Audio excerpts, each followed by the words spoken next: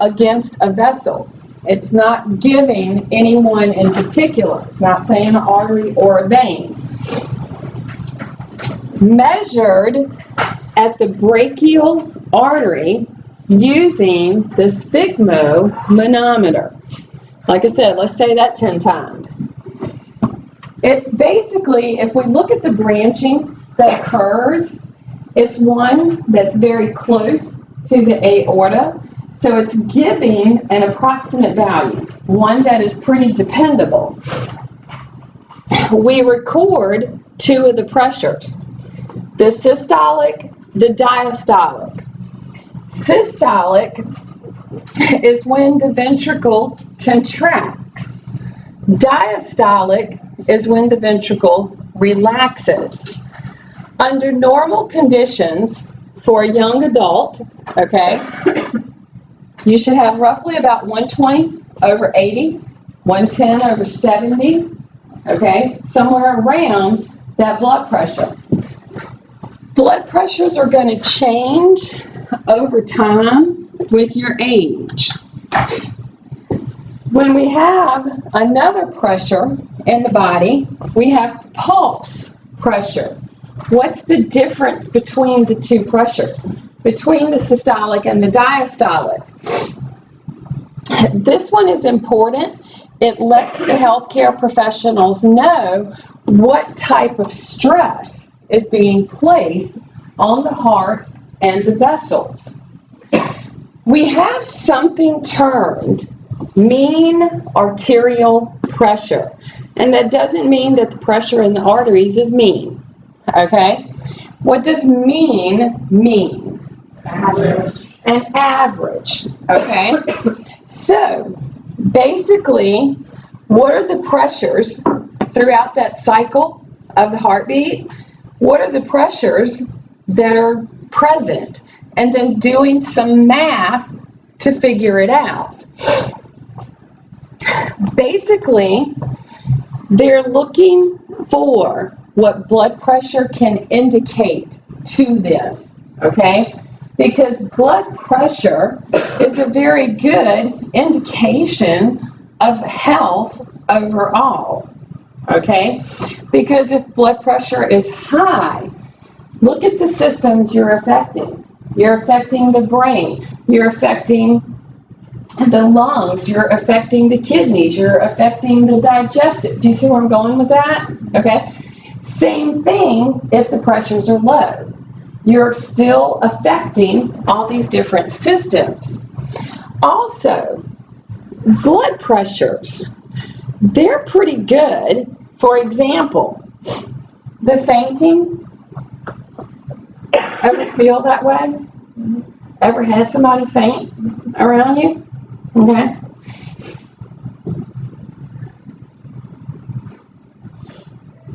Oops. You know, what you gonna do? Okay? Huh? Hope they catch you before you hit the floor. Well, my reflexes are not quite that good, I don't think. Okay? So, I mean, you know, it have to be like, it's like my, you know, friends and family tell me, when I stop laughing at you, I'll help you get up, you know, so gotta love it, right? But no, seriously, pressures can be indicative of other problems, okay? They could be, maybe there's something wrong with the vessels as a whole. Maybe those vessels are hardening. Maybe some of those vessels are blocked. Blood pressure is usually something that if you go to the doctor and it's too high or it's too low, they're going to want to start doing some other tests if it's sustained over a certain amount of time.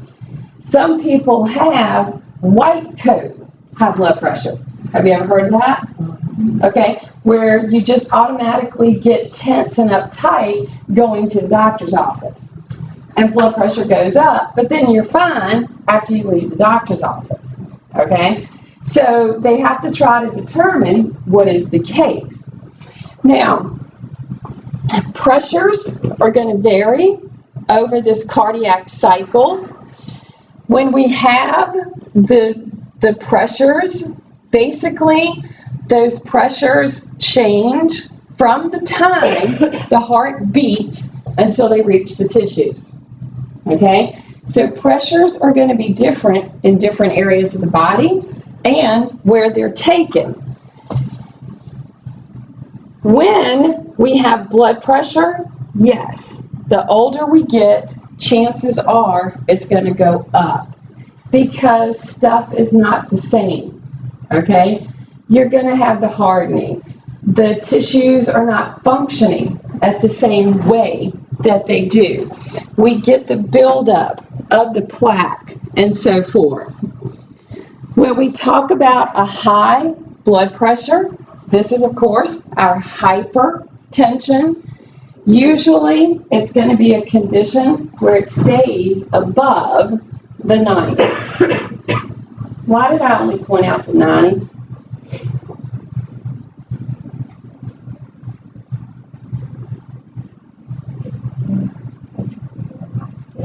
They're relaxed.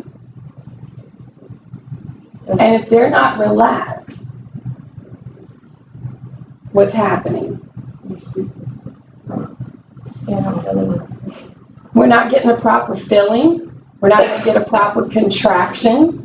We're not going to get a proper rest for those cells. Okay? So that's all important. Not sure, hopefully you guys remember that about the heart. Hypotension, low. Both of them are issues. Both are issues. The blood pressure is based on our cardiac output, the volume of the blood, and then resistance to flow. The vessels, okay? Regulated for the blood volume, mostly by the kidneys. Kidneys are very important in regulating your blood pressure. Now, the blood pressure should change as it goes from the largest of the arteries, which is our aorta. It should begin to decrease and decrease and decrease to when we get to the smallest of these of the arteries to roughly about 10 millimeters of pressure. Okay? And hopefully, by the time it returns to the heart, it's not under any pressure returning.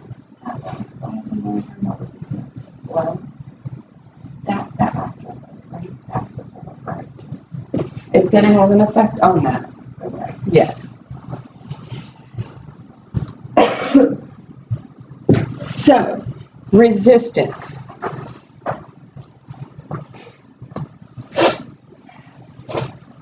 Ever think about resistance in your blood?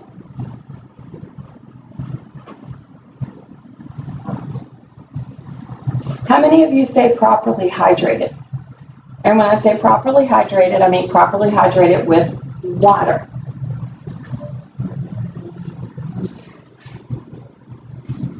Okay? Those of you who don't, how lethargic do you feel?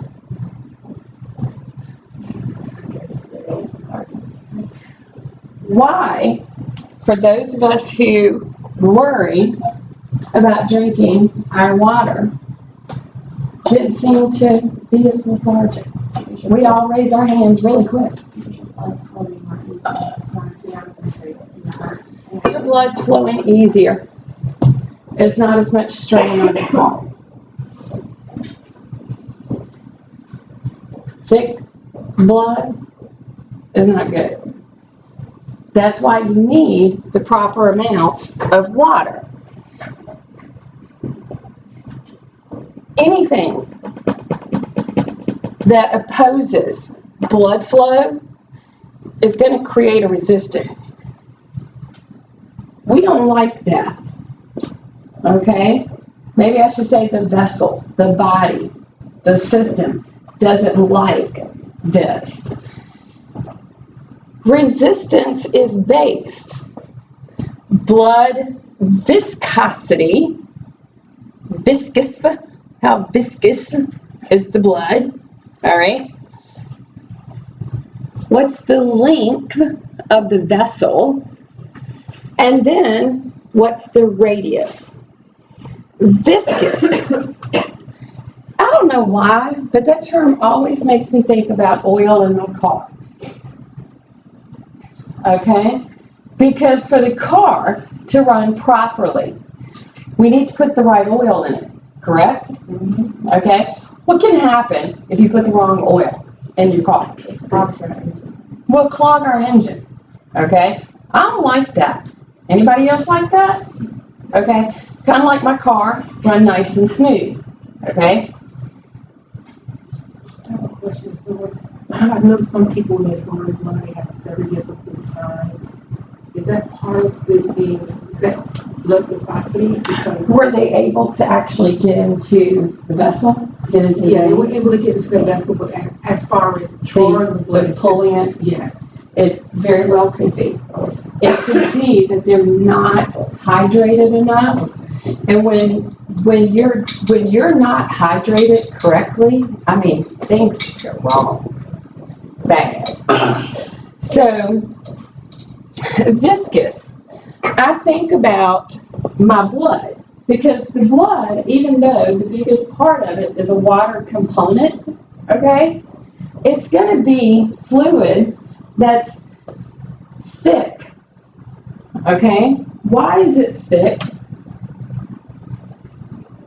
Because if it was just free-flowing, if it's like water, it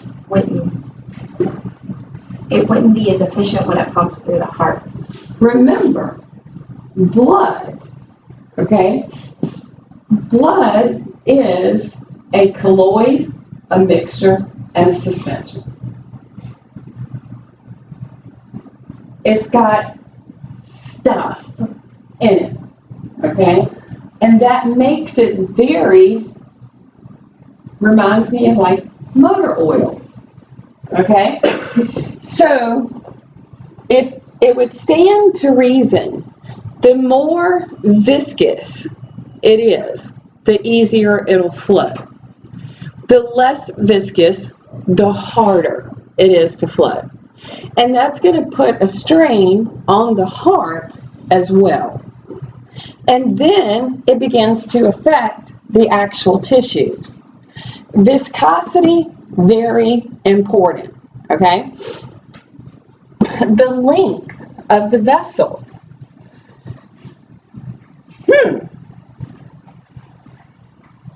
The tube.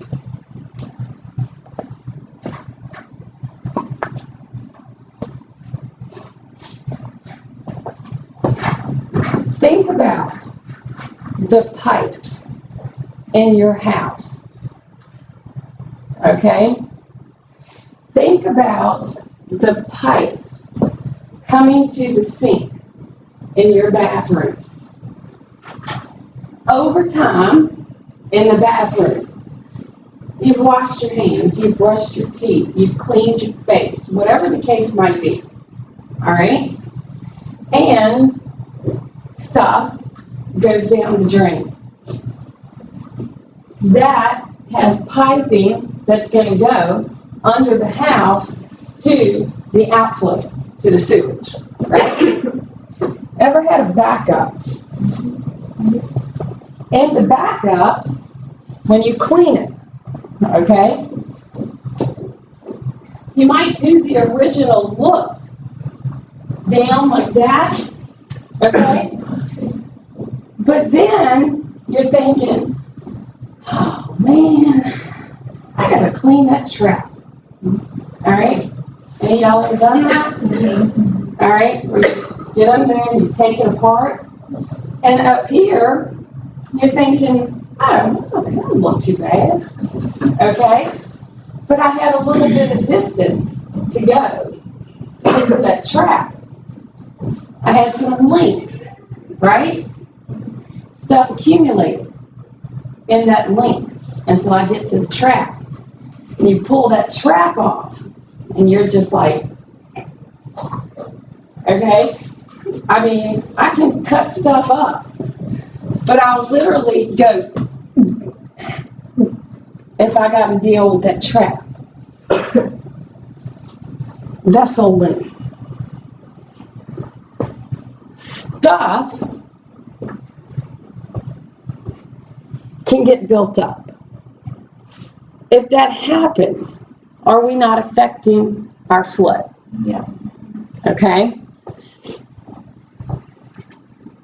The radius. The bigger the tube, the greater your flow would be, right? So if I'm having from the heart big, the turning big, but as I make the circuit getting smaller and smaller and smaller, my radius is getting smaller. Is that correct? Does that not affect my flow? Yes. Okay. Vessel radius markedly affects the flow.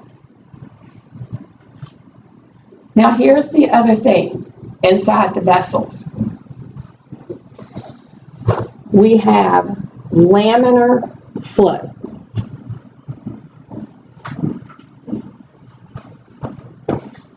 It flows in layers, meaning inside my blood vessel, the quickest flow is the flow directly in the middle that has no contact with the sides of the vessel. The closer the blood is to the sides of the vessels, the slower the flow. That's how the blood flows. It's like it flows in levels, if that makes sense. All right? Did you know that? Did you know all of this about your blood flow? The changes can be very small, but their effects are great. And that's going to affect your blood pressure. All of those factors. How close is the blood to the wall? How long is the vessel? What's my radius? How viscous? But the quickest flow is the flow right here in the middle.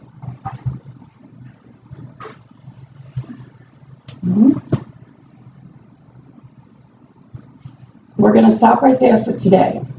I just can't talk anymore. What I've done on Blackboard, I've put up some labs. You got a message. I posted an announcement of some of the labs that I went ahead and posted. Two of them, I think 29 and 30,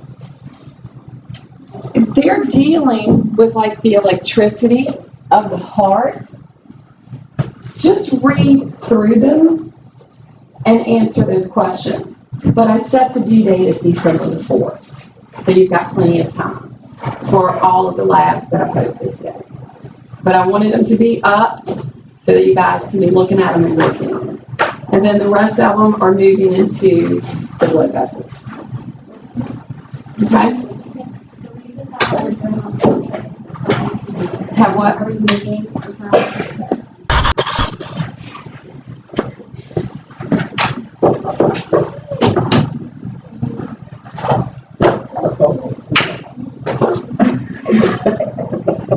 Hey, I got a friend that's in Utah right now. It's not snowing there today.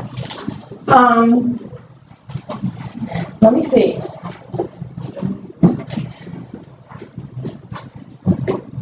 Okay, so if I choose for us, I mean, like, if we don't meet, all right, first of all, who wants to meet on Tuesday?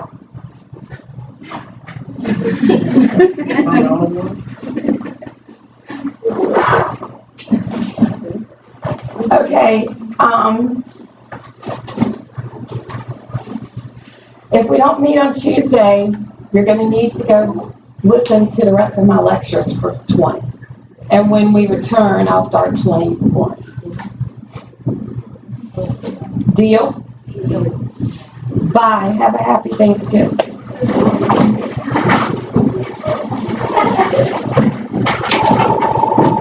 Can I just Do what? Can I just go?